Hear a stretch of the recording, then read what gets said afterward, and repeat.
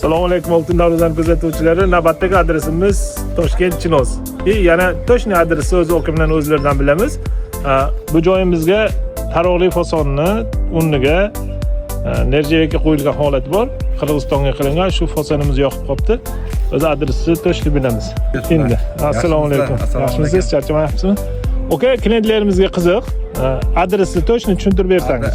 Adresi Toshkent viloyati Chinoz tumani. Aha. Mahalla nomi nima? Islomobod mahallasi. Islomobod. Xudo xolasa bir yaxshi niyat bilan darvoza o'rnatmoqchi edik. Aha. Shularga bir imkonlarimizda bir adreslarni topdik. Oltin darvoza muxlisimiz. Xudo xolasa yaxshi niyat bilan bitta darvoza o'rnatsak, yana afzal qilib ko'rsatadi bu yoq. Xudo xolasa. Ayniqsa bular o'z telefon qilishganda o'zi Toshkentda edi. Bularga yana ham yaxshi bo'ldi. Yuzma-yuz turib gaplashgan boshqa narsa-da. Bu aka ukangizlarmi? Ukam, ukamlar. Yashan. Salomat bo'linglar. Nerga aka qo'shdilar?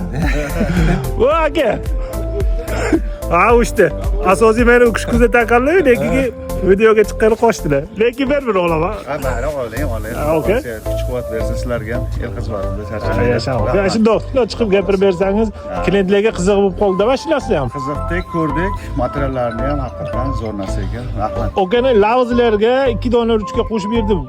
O'ttizga 200 ming 300 ming pul olamiz aslida. Shu narsani okamdan lavzlar uchun qo'shib berdim. Salomat bo'lasiz. Bo'ldi, aka, yaxshilikda ko'rishaylik. Salomat bo'linglar.